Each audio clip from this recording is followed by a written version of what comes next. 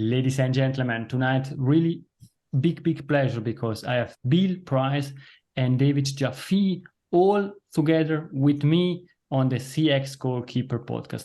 They wrote outstanding book, and today we are here to discuss about their latest book, the Frictionless Organization. I read the book and it's really outstanding, and it's a big pleasure now to have you both on the stage. Thank you, Bill, and thank you, David, for being here. I would like to start the discussion as usual in the same way. I would quickly ask you to introduce yourself, and therefore perhaps, Bill, could you please introduce yourself?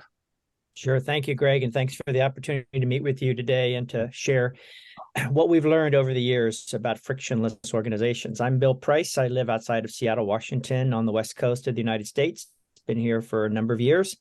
Moved up here in the 1990s and eventually found my way at Amazon.com, serving as the first worldwide VP of customer service.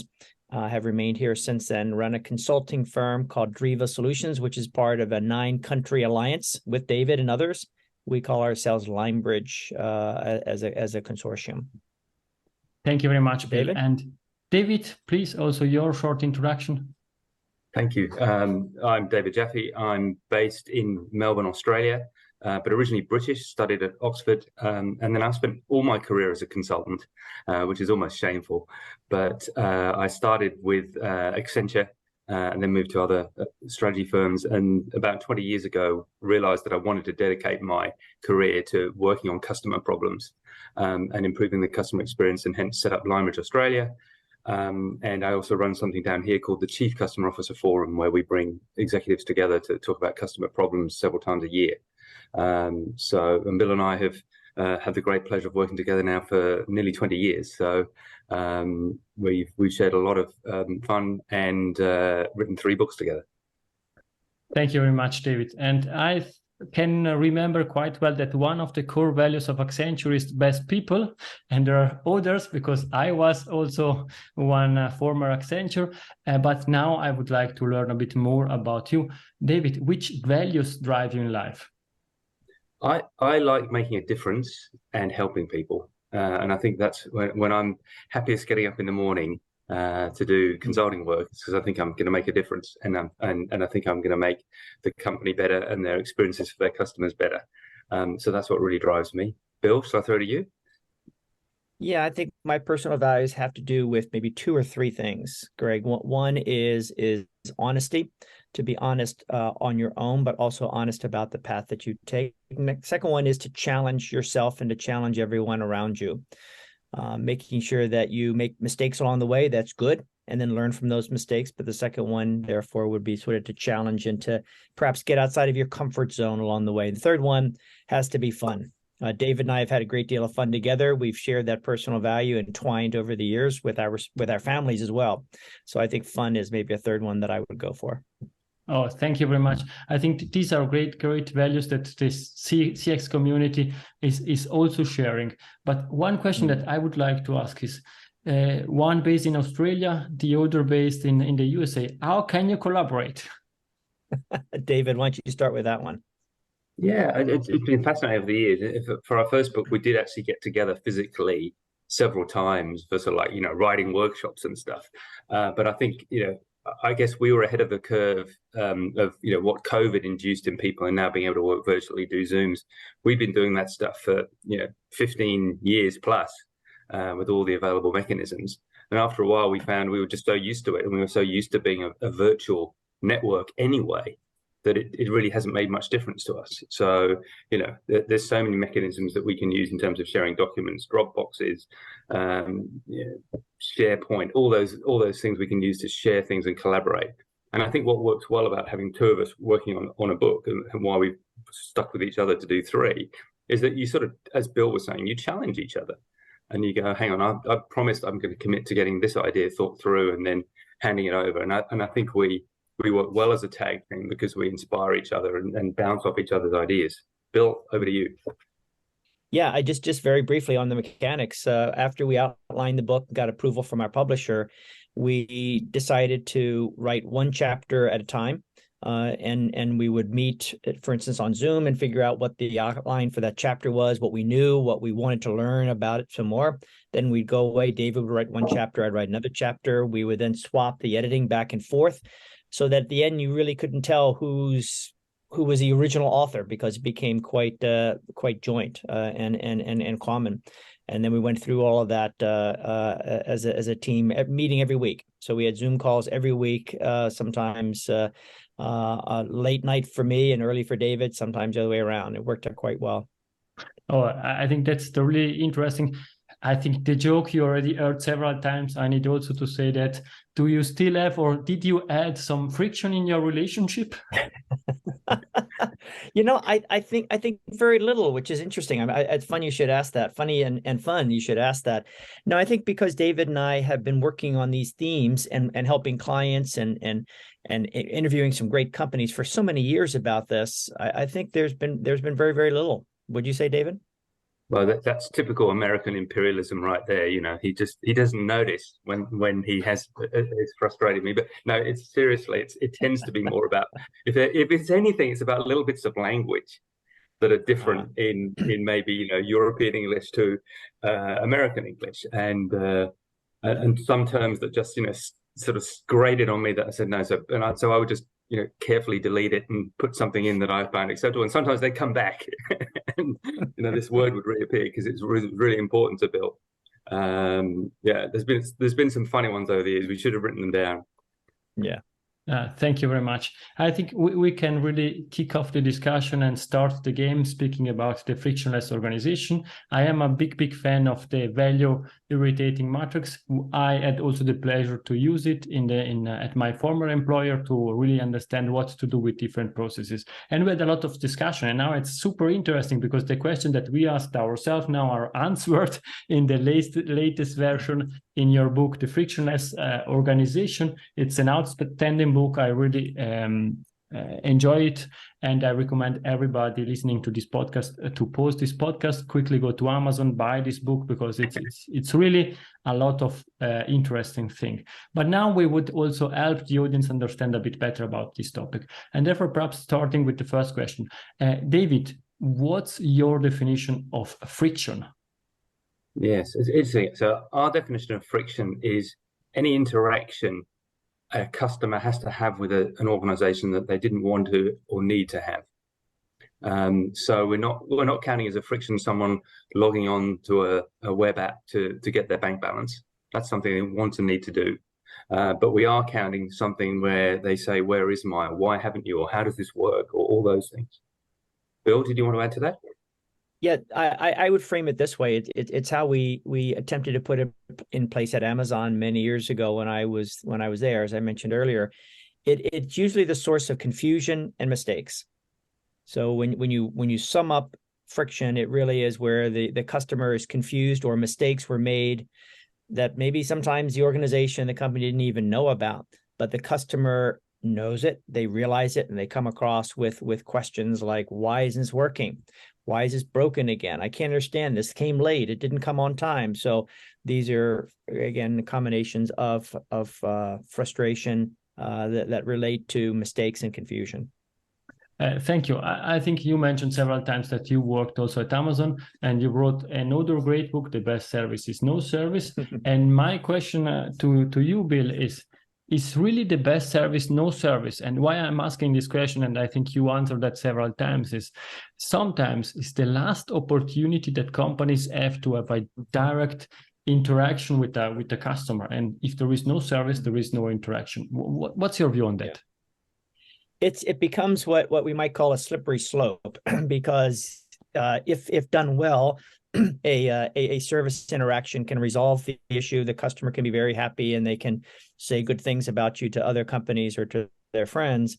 But if it doesn't go well, it drops off very, very fast. It's like a deep drop off at the ocean.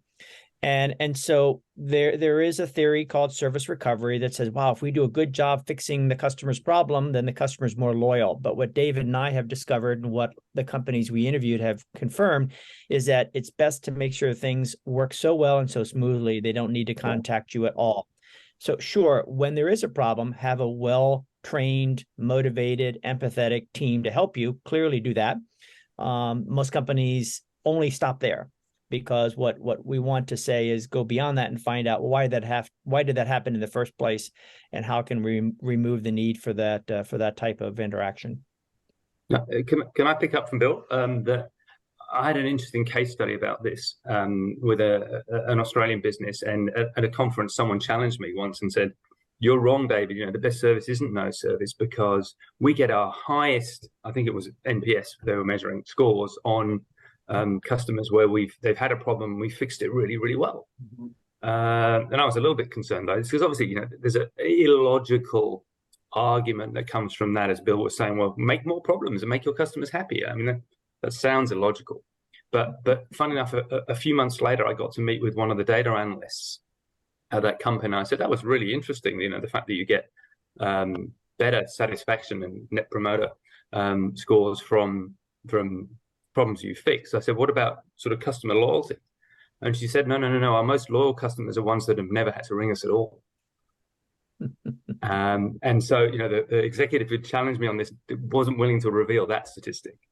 So I was very reassured by the fact that, you know, the most important thing of all was, you know, there were these customers who never had to call. And yes, funnily enough, their measured net promoter score was lower, but in terms of customer value and all those things, they were the ones that delivered.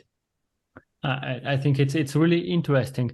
And Bill mentioned also about contacting a company, and a lot of companies are speaking, discussing, and I say dreaming about having a clear overview why the customer are contacting a company through the app, through the phone, through all other channels like chat and so on. But few companies are really able to track them. David, what's your view on that? Because I think everything what you are defining starts also from understanding why are this interaction. Yeah, and you're right. It's always been a difficult problem. I mean, so historically, we know that companies have generally had their staff tag or codify the contact and say it was one of these, often using drop-down lists. And I think our record is in the thousands of, you know, how many different things they had to pick from. And of course, they never did, and no one trusted it. But the world has moved on, and I think now the available tools to help you do that are very sophisticated through all kinds of analytics. And not only can they get pretty good at that and therefore take away the effort of frontline staff having to sort of help diagnose and document, but they can also bring a whole variety of channels together for the first time. So now if we can analyze calls, and we can do it in the same way as we can do chats, and the same way we can do messages and emails, suddenly we can bring a whole bunch of data together that used to be very discrete and separate. So the tool sets have made it easier. And, you know, as we know, those technologies are getting more and more sophisticated. And so I think there's really no excuse for not understanding anymore. And worse, the other thing we always found fascinating is even if we're going to do it manually, or organizations have had other mechanisms available to them, like maybe they're assessing contacts for some kind of quality scoring or things like that, but they never even take the data out of that, which they could trust as a really good sample every month of, you know, why people make contact. So there's always been other mechanisms anyway. People just generally haven't exploited them. Bill, I don't know if you want to add to that. No, I think that covers it really well. The companies just either have too few reasons that they collect, like billing issues, and you have no idea what billing issues really means or what to do about it. Or as David said, so many different options, drop downs within drop downs, where the vast majority are never used and the accuracy is quite low. So we boil it down to, what did the customer say in the first 30 seconds of the phone call? What did he or she put into their subject line or into the beginning of an email or opening up of a chat where it says, how can I help you?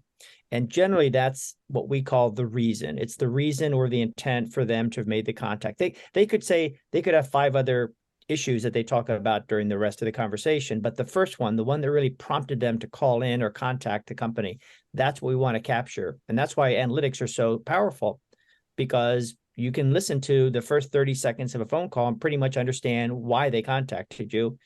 For this purpose, you at least know where to start the analysis.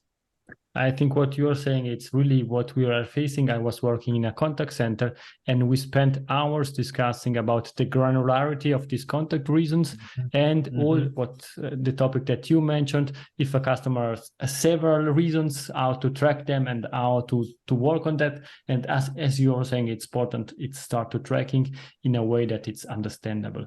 And I think when you have these contact reasons, then you are sharing a really interesting framework in your books, not only the last one, but also the first one. It's about some contacts can be irritating for the company or for the customer, or can generate value. Can you please explain that? And I know with if we would have a diagram, it would be much more easier to explain that, but I think it's really a super simple concept, but it can really create the right discussion in the companies when we're discussing about digitalization and where to find efficiency or where to create value. And therefore, I stop because you are the expert. Sorry, I get also excited, not only you about this topic. Perhaps, Bill, do you want to start about that? Well, David, why don't you start on? I'm going to give a couple of examples after you kick it off here. Sure. So the framework, Greg, you're talking about, we call the value irritant framework, where we think about, from the customer's perspective, was the contact valuable or irritating? And from the company or organization's perspective, was it valuable or irritating? And when you put those two dimensions together, you end up obviously with 4 boxes.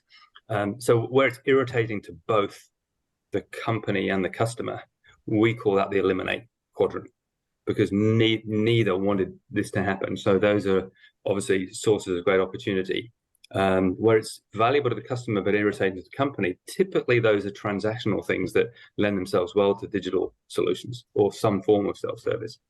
Where it's valuable to the customer but irritating to the customer but valuable to the company, things that they just need customers to do, then we want to make those as simple as possible. So we call that typically simplify or streamline. And then the one area we're left with that's valuable to both, typically those are the things we want to leverage. Those are often sales opportunities or retention opportunities, or opportunities where the company really thinks they can add value for the customer. So there's the stuff we want to leave behind and we want to invest in.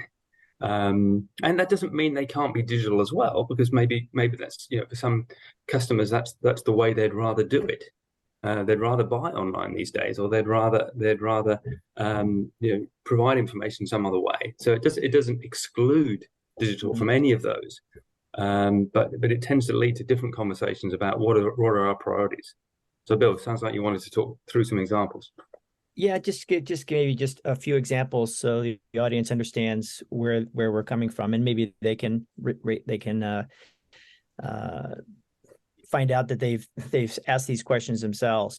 A good example of the irritating customer, irritating the company would be examples like, why is my bill so high? Or why did my internet service drop again? Or where's my stuff? I waited for this product to arrive. You told me it was going to arrive today and it hasn't arrived. The deadline has come and gone. And so quite a few of the irritating combinations, the one that we want to be eliminated and companies should eliminate, have contractions. It's like, why not? Why didn't this work? Why can't you do this? The ones that are in the positive or valuable for the customer but irritating for the company, that's where customers really would prefer a self-service solution or something in the digital world. And those David mentioned earlier, I'll just repeat it, or might be like, how can I do this? How do I do this? Where's your closest depot to where I'm living right now? Did you receive my latest payment? How can I change my password? How can I change my credit card? And so those are the vast majority of all the contacts, and the costs associated with the contacts are ones that are in that lower left, meaning if you have the picture in front of you, the ones that are irritating to both parties, or in the lower right, which is valuable for the customer but irritating to the company. And digital solutions can go anywhere, but in terms of taking the action to digitize, we show as the ones that are valuable for the customer. They need the answer, they want the answer, but they're fine with a well-functioning self-service tool. Thank you very much. It's really interesting, and these are a great example. one thing that I think it's extremely relevant. It's also, you explained pretty well that there are different types of interactions, and therefore perhaps they should also measure it in a different way. And before we deep dive in the measurement, I listened to several podcasts, to several presentations that you did, Bill, and you spoke about customer ecstasy. Could you please elaborate a bit on this concept? Well, it's a funny expression to maybe some of the audience out there, but when I was at Amazon, that was the existing expression at the time. Amazon wanted to create and sustain customer ecstasy, meaning such a high level of loyalty that goes beyond just basic satisfaction. And we would go out of our way to fix a problem and to deal with the customer when they had the problem. But then we would back up and say, well, gee, there shouldn't have been that call. We should not have had that customer contact. It's about a promotion, about a late delivery, about a problem on the website. Everything should have worked smoothly. Again, no confusion and no mistakes. And so ecstasy just meant to have something that is almost off the chart high. It was similar to Jeff Bezos's overall philosophy that he wanted Amazon to be Earth's most customer-centric company. I mean, I don't know how he came up with that idea or that expression, but he used it all the time. And it's one of those almost unattainable goals that got all of us to stretch and to push harder. So I think that's probably the concept of customer ecstasy. And ironically, in the day, we actually abbreviated as CX. Now CX means customer experience, but when I see CX, it harkens back to the Amazon term, which was customer ecstasy. Anyway, it's just a term. Every company has something like it. That's just one that I'm quite familiar with from working there. Thank you. Interestingly, Greg, we had a recent Amazon executive talk at a meeting we run down here, and he said that customer focus still provides. Sorry, I've lost. 1 second. Sorry, I lost my mic. Lost my microphone. But that customer focus still is there today, and they talk about customer before they talk about shareholder all the time, if they even talk about shareholders. So it's interesting that still remains. Sorry that I had to duck off screen. No. I still have a lot of good friends up here in Seattle who work at Amazon or maybe have recently left, and it's still such a strong part of the culture and the reinforcement. And it goes beyond, again, just collecting data or collecting survey information. It just permeates everything, the way the company does things. It's extremely interesting, and this measurement also help company to improve themselves, because if you measure it, you can improve that. And also in your book, in your book, you are explaining that you should measure in different ways in these 4 different quadrants. Because if you create value for the company and you create value for the customer, perhaps how long it takes to have a call, it's not so relevant, because if you generate value, then you should measure something different. Bill, do you want to start, and then we hand over to David? Yeah, I mean, one of the challenges that we always see, one of the problems we always see, is that there are too many speed metrics, too many pace and speed metrics in the contact center and the support industry. We have average handle time, we have speed of answer, we got all these things that we can capture and report so quickly and so easily, but they really are a problem when you have a frustrated customer or you have a great opportunity. So in most cases, we say just do away with any time limits on those conversations, especially if it's a frustrated situation, an irate customer, or if it is a case where the customer wants to buy something more from you, or they are really intrigued with a new offer. So you have that conversation. We call that the leverage action. And so there are other metrics we'll get to. David may pick up the ball on this one or pass the ball to him on that one. But the idea is move away from those speed metrics and think about them not as averages, but as the entire spectrum. Because sometimes you can spend too much time on a conversation or too little time, but make sure you spend the appropriate time and not some sort of a artificial limit. So I'll pick up on mine. Thanks, Bill. So we start just with a metric we're surprised more organizations don't use, and we'd love to see it in every annual report of every company. And that's something we call CPX, where C is the volume of contacts divided by some key measure of the growth or amount of business going on. So that could be contacts per flight for an airline, right? So if you're doing more flights, you might expect to have more contacts proportionally. There's more chance of things going wrong or things not working. So that would be an interesting one, because if you just measure pure volume of contacts, it doesn't necessarily mean anything. It's like, well, we grew 20% last year. So did our contacts grow 20%? Is that the right outcome or not? So it's a very simplifying metric just to say, are we getting easier to deal with or not? But you also have to decide what to include in the contact world. So it's like, we don't want to measure how often I choose to check my balance on my app. Right, we may say, let's take that out, because that's not necessarily showing problems in any way, shape, or form. So it might be about the manned contact, the number of times I have to talk to somebody or get an email back or message or chat or all those things. Whereas if the self-service is working well, we may exclude that from the measurement. But we need different measures for the self-service. Like, did people manage to get what they want done in the self-service? So again, it spins off different opportunities. Let me just tag on that just briefly, Greg, if I can, which is the CPX is a really powerful metric, and we'll probably talk about it later in this discussion with you. But to give you a good example, we were working some years ago, maybe 8 years ago, with a broadband provider, and they were providing TV services and internet to homes and offices. And at the time, they were using about 8 or 10 different set-top boxes that would deliver the final signal to the screen. And that was very typical back then. So when we work with them, we had them do a contacts per device. What was the contact rate per device across these 10 or 12 different set-top boxes? And the results were dramatic. Some of the boxes were very low rate of contact. Some were very, very high and increasing. And so they realized that they had too much inventory. They had too many different devices. So they wound up removing almost all of their devices. They reduced it to 2, a custom device that they really liked, and then one from a well-branded, well-known company. So they reduced it from 12 devices down to 2, which helped a lot on supply chain and support. But they also made that decision by lopping off, by removing the ones that had a very high contacts per device, which they hadn't really seen before. So breaking down those totals and averages into individual, in this case, devices, can be very powerful. And as David said, you can look at contacts per order, contacts per flight, contacts per customer. But that CPX starts to normalize all of it, especially if you're growing fast over time. If a company's growing fast, it starts to show whether you really got a healthy direction. So you want CPX to go down in general, and you want it to stay down as the company continues to grow.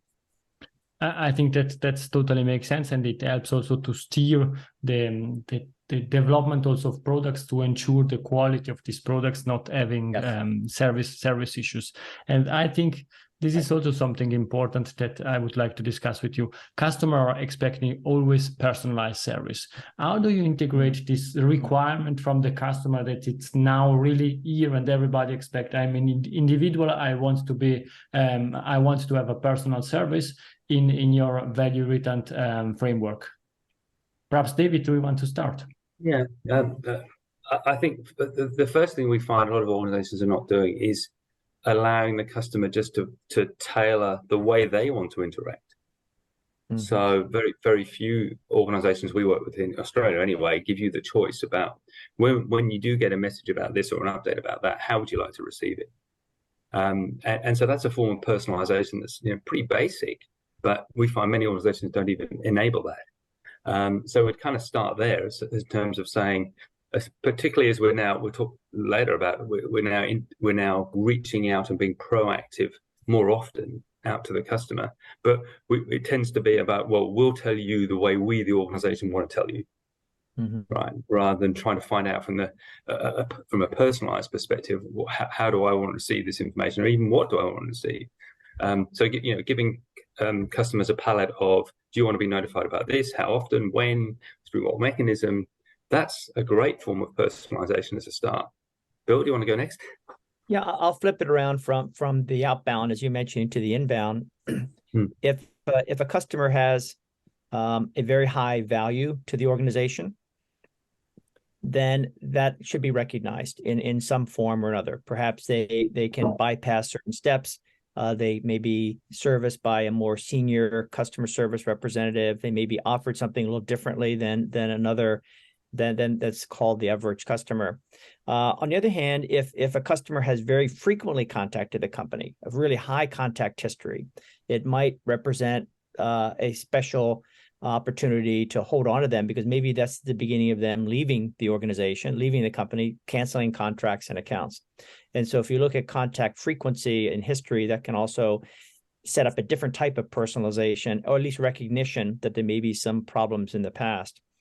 And then if you have a brand new customer who's never contacted you before, maybe they just signed a deal, they signed a contract, they just landed they bought a new piece of software from you, and they're calling you up for the first time or contacting for the first time. What we found is that those customers need to be handled very delicately with additional information and support, or else they're going to wind up having to contact you multiple times. And probably create a lot of friction and frustration. So there are lots of ways to do that on the inbound side, to recognize customer value, customer frequency, and so forth, and then be able to handle them in different ways. Thank you, Bill. It's extremely interesting, and you are already suggesting or preparing also for the next question, because you mentioned also at the beginning there are different contact reasons. It can be 10, 100, or 1,000 contact reasons. Often they are linked to processes, and if you read the book, then you start, okay, I want to do that, I want to implement that, and then you start classifying all these processes. You say this should be simplified, this should be eliminated, and so on. But then in reality, to implement that, it takes quite a lot of time.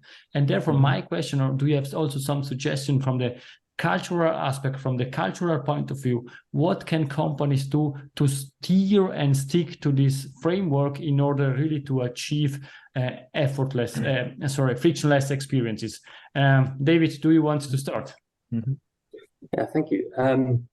We do think that this way of thinking can contribute to building a culture that focuses on the customer, because fundamentally it's a whole of business problem, and historically many organizations have said to the head of customer contact or customer care, why aren't you picking up the phone faster, or why are your calls taking too long, or why have you got more emails, or all those things, and it's not their fault, because generally those, as we've talked about, the interactions are coming from other problems. It's like it's the guys distributing the product, or the guys manufacturing the product, or even the guys designing the product that are causing a lot of these issues. So what we think this is a great opportunity to do is, once we understand it, everybody has to be around the table talking about and owning these problems. And so it can bring the whole of an organization together on culture, on customer issues, and create that sort of customer culture we've hinted at in a couple of businesses. And we do, interestingly, in the book we talk about, or we think it's interesting, we talk about innovators or younger, newer businesses versus renovators, organizations who've been around for a long time, and obviously they have more legacy in terms of the way they work, the complexity of systems and products. But the innovators often think like this. And so you'll find in the book that a lot of the examples we talk about are companies like an Uber, who's always tried to be a completely digital business, and therefore any time interaction pops up that isn't what they're expecting or wanting, they're all over it. They want to find out what can we do to get rid of that, and they realize that isn't, they realize that's a shared problem that everybody in the company has to come together to work on. Bill, you probably should go from there. Yeah, no, I think culture is at the core of so many things about strategy, making strategy work and make business work.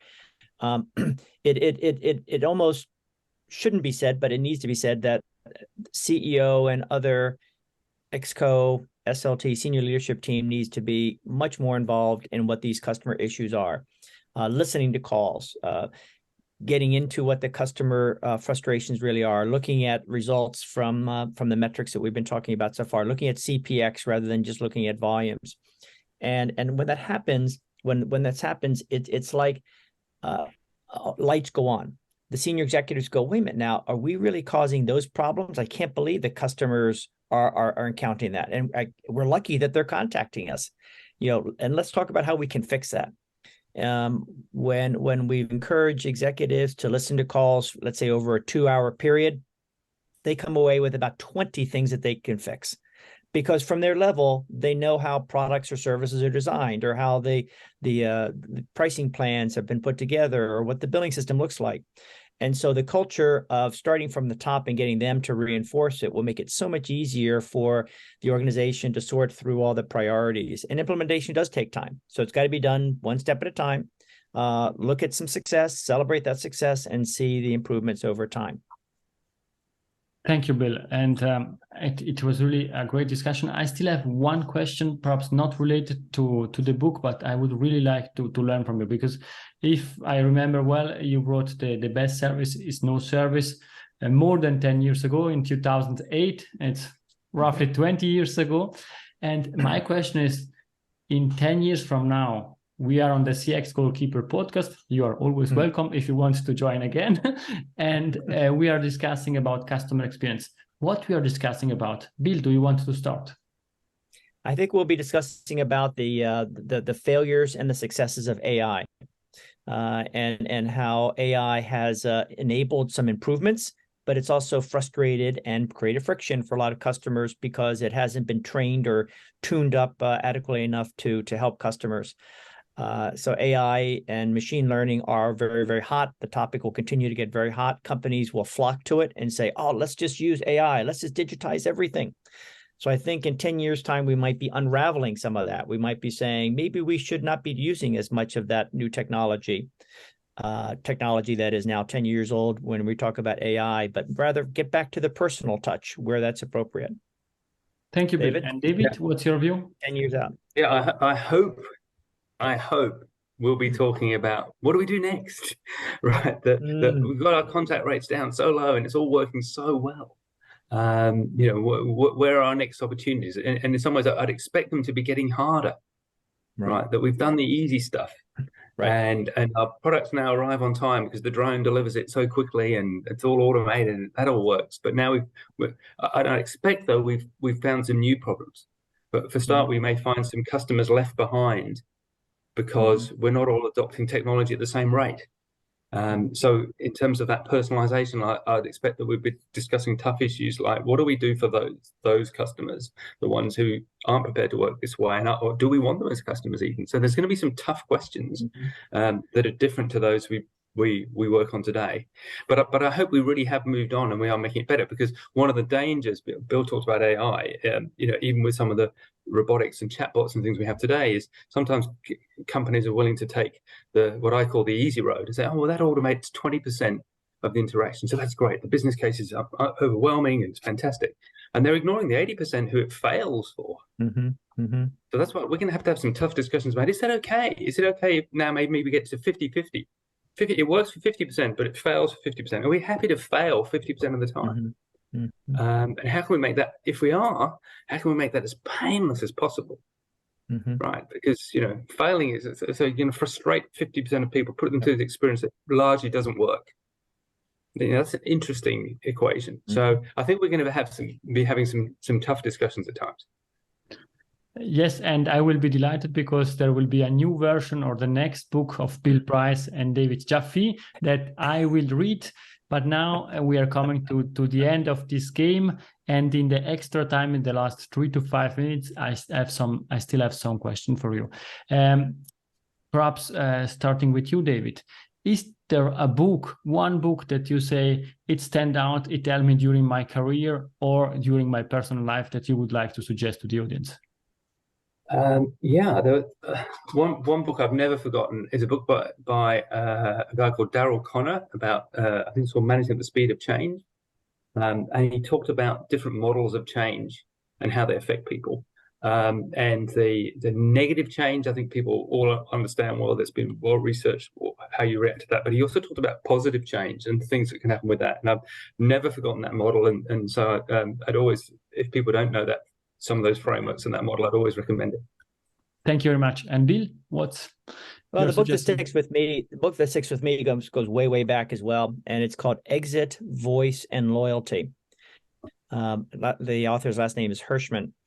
Very thin book, very easy book. It talks about public policy and a number of different things, not necessarily corporate business.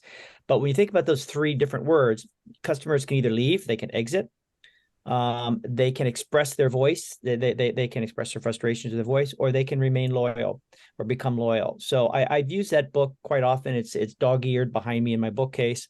And it's one that I refer to quite often and recommend, even though it's been around for probably 40 years or something, 30 or 40 years. Thank you very much. And perhaps I think from this discussion, some people will have some question for you. Bill, what's the best way to contact you? I think the best way, I'm actually getting my website back up and running in about a month. So until that comes up, my email address, bill@drivasolutions.com would be the best way. And then David and I have produced a website for the book called frictionlessorg.com. So that's another place to be able to reach out to us too. Thank you. And David, what's the best way to contact you? My email address is david_Jaffe@limebridge, LIMEBRIDGE.com.au. So I'm more than happy to receive people's emails and talk to them from there. Thank you very much. And you will find also all this information in the contact notes of this episode, but please take a moment to have a look at the two books, at least two that I have. The Frictionless Organization, the best service is no service. You can buy them in Amazon, and I think both are worth it to read and to reread and to reuse. They are here always with me, and if I need to check something, I can check that. Now we are coming really to the very last question of this discussion. It's let's start with Bill. It's Bill's golden nugget. It's something that we discussed, or something new that you would leave to the audience. Well, we've discussed some of the things that I'd thought about in answer to this question before, but I'm going to bring up a new one. It's in the book, but it's a new one for this discussion, which is ask yourself, what should we do with the customers that never contact us for help? And that ratio will vary based on your organization and the maturity of your customers and the company. But we'll say that it could be more than 50% of your customers never bother to contact you at all for support or with questions. Some companies say, well, those must be happy customers. They don't need to contact us. But we would suggest that maybe they are not happy, that they are what we might call in the book silent sufferers, who could be beginning to leave your business. They just don't bother to contact you anymore, or maybe they never even bothered at all. So figure out how to reach out to those customers who never contact you, maybe even literally reach out to them and call them up and say, hey, haven't heard from you for a while, Greg, how you doing? And Greg might be really shocked because he might say, well, actually, everything's fine. Or he might say, you know something, let me tell you, I got these 5 problems and maybe you can fix it. And maybe you can keep me around. So that's what I would suggest. Thank you very much, Bill. And what's David's golden nugget? I think the customer experience industry has become obsessed with asking, how did we go? But I feel like we need to step back from that before we have the right to ask that question. We need to ask, why did they have to? And so that's my golden nugget, is to be thinking much more about, why did this have to occur? Not asking necessarily the customer, because again, that's putting them to more work, but asking ourselves, why was that necessary? And do we have to, should we even be asking the customers, how did we go? Because there's a more fundamental question about, why did we have to? Thank you very much, David. I think the audience really feels that you are a great team. You were passing the ball in a perfect way. I would say frictionless. And therefore, the only thing that I can say is, Bill, thank you very much for your time. And David, thank you very much for your time. Pleasure. Our pleasure, Greg. And continue good luck with CX Goalkeeper.